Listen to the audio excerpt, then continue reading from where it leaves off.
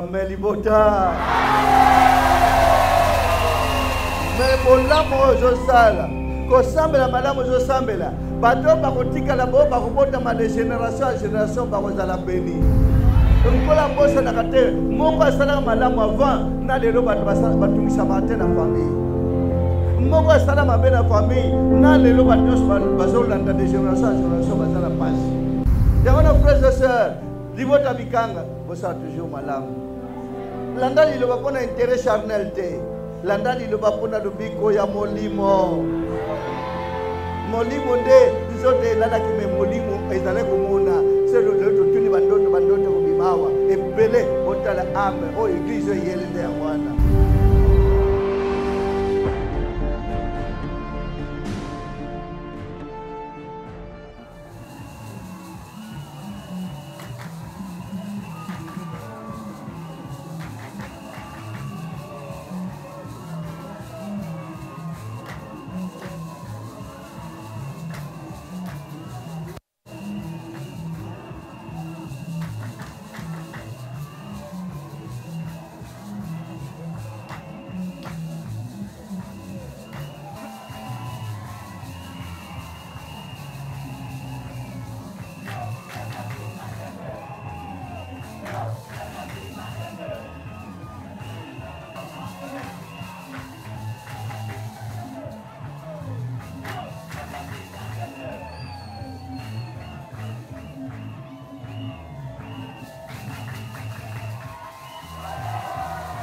Amen, bandeko na Kristo.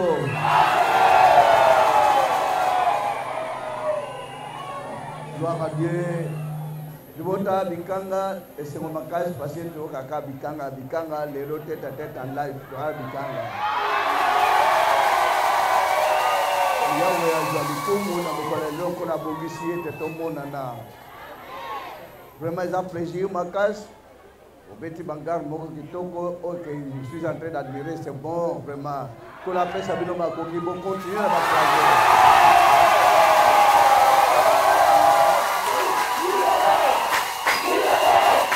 Merci beaucoup. Merci, voir arrêter ma acclamation, tout contrer pour Baninga Petomo na bango. C'est un plaisir, makasi, libo tandeke bozoyi kana, vraiment. Et la très petit moment. Yahweh a mis mon sonakata bino mais liloba bozo landa frères et sœurs. Eza liloba ya prospérité te. Eza liloba ya kufuluka te. Eza liloba ya abondance te.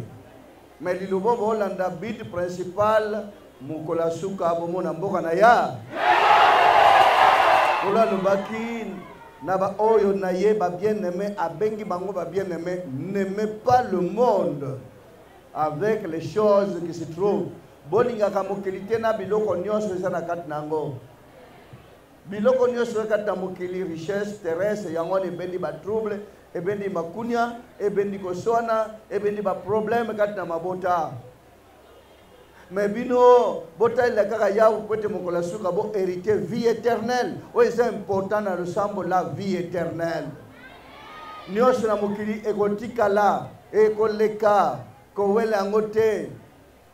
Ne soyez pas comme des païens croyant qu'en multipliant de vaines paroles, ils seront exaucés, frères et sœurs. Oh, nous sommes basenga ka biloko mokili bazaba païen. Nzambe pesanga libala mopakan. Nzambe pesanga mbongo païen. Nzambe pesanga na kende poto païen.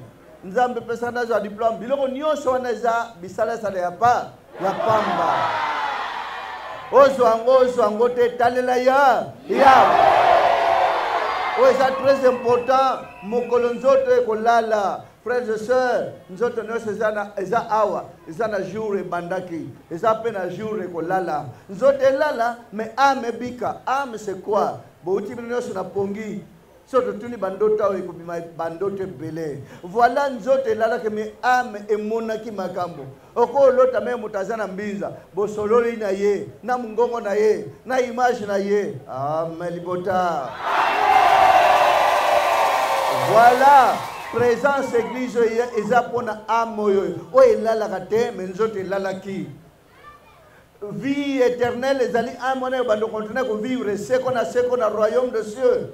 menzoto ese kundama ese pesa ma esika batika kayango lelo banzoto mingi batiki partout bino moko boza ba témoin ba cimetière nyonso bakomo tongana bandako bongo ba pied tombal ba chaki wana ke wapi est-ce que mutasha bimiso batongi ndako sika zalaki ba che pied tombal est-ce que mutabimaka bocha monokote awa place yango mako alobaka asha kenda monsieur kenda soki osambeli na ndenge solo na bolingo na kondima na yo komona lola akwa bon mutasambela nzambe mpona koluka biloko ya mokili me azanga lola mieux vaut hériter vie éternelle botala lisolo riche na Lazare azaki mobola na pasi na bwale kolia na sa table riche azanga ki bolingo kopesa moninga na ta mwanda mona sana alia kata pembeni mais liwa ya kate Lazare akei riche kanisa ki pia ukanete riche ba landi mais bande na Kristo riche anete la miso likola tala Lazare na maboka Abraham iye na libulu ya moto mutazaki muzui esengwa wana se kuna échanger mutazaki na mawa akomi na place de choix abi Abraham tinda Lazare atangisanga litanga mai wana zo zika na moto Abraham azongisele ye frère kuna esika ozali na distance ata totindi tono mai kokomela yo te bo calculer pasi riche azaki nango sika échangeaki bo calculer banda ngonga na bamona ke ti lelo azaka kawana amna izokolela bekolela bo calculer se oti bamona ki Lazare na maboka Abraham na bokonza likolo ti lelo azaka kawana vina ye akovivre seko na seko molimu ne komona pasi te voilà résultat le samo malamu yangwana résultat le samo malamu eyele bino miracle te miracle wana za accessoire esika batu baza mitema makasi ya ndusisima na mutema ndenza masala ke miracle ya wazana besoin ayebi ke bwana besoin ya biloko wana ana besoin ke milimu na bino mokolongwana se bo hériter vie éternelle ko vivre seko na seko ne sengo na bokonza likolo on a dit bazala na patience zana kondima zala na boboto moto nyonso asala ka malamu ako hériter salaire ya malamu nyonso zo sala un jour lifuti ya malamu ekozala mais somme tazo samela no somme mabe somme tazo sala toujours kolandaka biloko ya mokili ako hériter vie éternelle te vie ne ko s'accrocher kana matériel moto nyonso tango bakendeke na baninga na biso bien sûr pe à leurs âmes bakelelo est-ce que bakotia ta 100 $ na cercueil bachaka 1 million na cercueil 1 million de francs congolais bachaka montre na sanduku peut-être bachaka bino ba mama bachaka na mameshi na yo kitoko hein na meshi balongola voilà passe la mokili à quoi bon ko wena nyo sa mokili ata diplôme d'état mutsa kufi bachaka diplôme na cercueil etika na héritage na famille mutu musala shi na ngo musala melibota mebolamo zo sala ko sambela malamu zo sambela bato bakotika la bo bakobota ma de génération en génération bakozala béni nkola bosa na kate moko asala malamu avant na lelo bato batungisa matin na famille moko asala mabe na famille na lelo bato nyonso bazolanda de génération en génération bazala page yango na frères et sœurs libota bikanga bosa toujours malamu landa liloba pona intérêt charnel te landa liloba pona lobiko ya molimo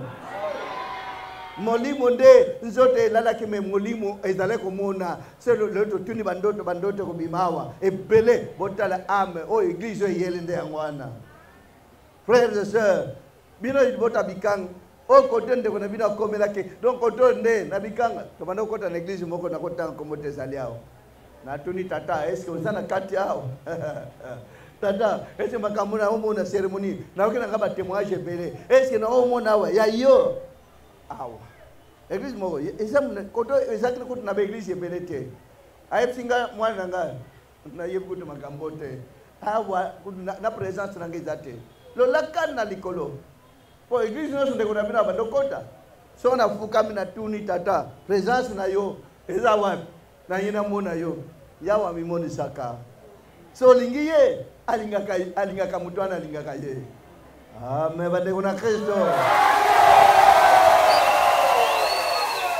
eza contre libota bikanga we yamba ndeko na bula mbemba abando vanda ata 10 ans mais gloire à Dieu ngui atate salaka vraiment période msunde kuna bina kota ina boile na pasi ya kosakana te osika na koma la responsable ya kosala ko tombola établissement ya ndeko moto tombola kina na lukala nde mutatindi na ya kozala chef na dirige misalao me kovanda na bula mbemba période msunde na molei osala 2 jours 3 jours ozi nini akochana mondo te zela moko zela kolongwa wenze ozalia kurbiri moko bando sala kuna pona okenenzela ya matete kurbiri wana ndende kuna bila lokoti 5 makuta ya sika na zui na komisi kolo gloire à Dieu osala linga lelo na 2 jours na 3 jours nzala mais na zui quand même oye ekupesa nga kimia pona olia 3 jours makuta esili kaka même place na legisus na lokota ko 3 makuta nzela bikangele sanga. Dans les 2 jours, merci Seigneur, pour voir les patients, nous allons encore récolter. Na komika à même place, 2 makuta, 3 fois kolandana, kolokota. Donc on a bando kotier la makuta place one. Yasika, donc calculer aussi moi, et rona makuta ça qui na valeur, on lokoti yasika, ozo sentir que ozo okomi na ko bani boss. Après 2 makuta suka, dans les 2 jours Mikole landi passe koti ndeko na bino azimwa occupation na beba entre kin na aéroport donc comme le chef kotamula mutuka na kisasa wa donc nzela koto yese katani ndeko na bino ko vanda mwa musika isika bato oyo ya batombola ma gloire à Dieu ndeko na bino so akanisi nzelo ka ya bikanga na kurbiri pona okende na matete kuna so na kanisi margena yeba sur place wana te un jour so kinzeleza kamalam il faut attendre na hôtel mon la place on a passé et c'est important de qu'on a bino collé quand même bateau vraiment un jour je manquerai pas sorti bulambem nzela kaya mabele wana après olikima wens moi courbir moko ko matamwa ngomba vraiment faut na ça les jours na ya ko kota la place on a fait ça remercier pour na tata faut na remercier vraiment la place wana nao kola mandotinda bango bachela ngango ka place moko ezata esika différent batu pe baleka ke belé ba mona yango te mende kuna bino so akomi e monani na lokoti na tina poche na rendre gloire au merci Seigneur on les singa encore frères et sœurs je suis très content pour na kumona encore contrer on de kuna bina komela ki je suis tellement content na libota bikanga je vous aime tant. Que Dieu vous bénisse infiniment. Landa Liloba, Kolo Apambola Bino, Kola Sanya Moko Moko, Abata Libota Dosa Bikanga. Je sais que Pana Tata, Dame Moja Tamusa Salola Penase, Maton Pelukumpe Kembo Moko Nabule, Nabolgo no Mune Pena Bokoton Tata, Zon Monsa Pro Tamusa Baponamno, Kamba Libota, Kembo and Koresta La Mona Moko. Wewe tunsinyosa moko na moko nini amalaba kosenge pano ezali so mokete ndebo yebi alikolo ezala kata moko na moko bolinga tata mwana mimi santika na likolo eika na pekata libota na tete présence assistance ezala kata libota ete mokano tata eko kisama kata moko na comme le Christ de Nazareth na ngoya mlimo santu bela kina bomuna seko amen boto na kombo na Jésus Christ de Nazareth. Merci Libota à 100%. Merci Libota Zeke. Merci ma frère. Merci ma maman. Pour la femme pour la vie. Merci tellement na basal. Na molende bozana mpiko bozali pona kolanda iloba nkolo apambola bino koleka.